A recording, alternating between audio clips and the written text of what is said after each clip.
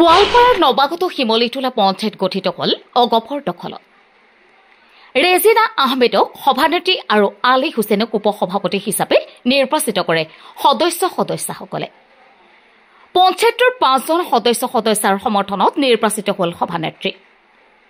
পঞ্চায়ত গঠনৰ দায়িত্ব থকা বিষয়াৰ উপস্থিতিত নৱগঠিত কমিটিৰ বিষয়ববীয়াক গোপনীয়তাৰ শপত বাক্য পাঠ কৰোৱায়। সূৰ্যগিৰি ব্লকত আজি শপত গ্ৰহণ প্ৰক্ৰিয়াও সম্পন্ন হয় সমিতিখনৰ। অঞ্চলৰ 2 শতাধিক লোকে ফুলাম গামোচাৰে আদৰণি জনাই নৱনিৰ্বাচিত সমিতিখনক। মাটিয়াৰ পৰা চাহানুৰ ইছলামৰ ৰিপৰ্ট MT নিউজ।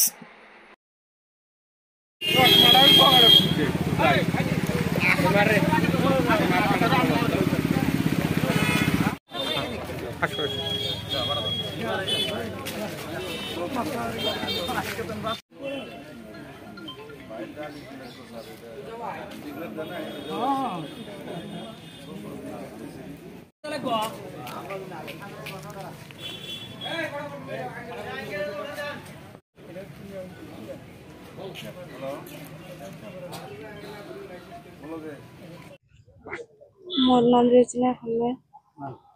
मैं नवगत हिमलीतला गाँव पंचायत 57 नং नवगत हिमलीतला गाँव पंचायतर सभानेत्री। আজি নিৰ্বাচন হল না বাছনি হল? নিৰ্বাচন হল। কিমানটা সমৰ্থক পাইছে? মই 6টা। অনাগত সময়ত ৰাইজৰ কাম কেনে ধৰণৰ কৰিব? মই ভালদৰে ৰাইজৰ কাম কৰি যাম। ৰাইজৰ যিখিনি উন্নত কৰিব লাগে মই কৰি যাম। ভাইস প্ৰেসিডেন্ট কোন হৈছে? আলী হুছেইন। ভৱিষ্যত কোনোবা ৰাজনৈতিক দলৰ লগত যোগদান কৰিব নেকি ভাবিছে নেকি? মই যোগদান কৰিছো। কোন ৰাজনৈতিক দল? এজিপি। মোৰ নাম আলী হুছেইন। 57 নং নৱগত হিমলীতলা গাঁও পঞ্চায়তৰ উপসভাপতি হিচাপে আজি 6খন ভোটত মই বিজয়ী হৈছোঁ।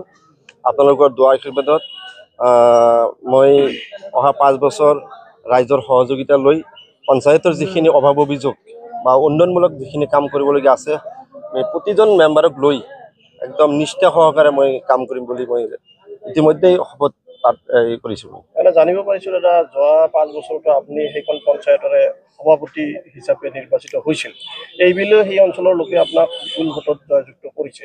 ৰাইজক আপুনি কি ক'ব? ৰাইজক মই ধন্যবাদ জনাইছোঁ যে মই যোৱাবেলিও মই এইখন পঞ্চায়তৰ সভাপতি আছিলোঁ।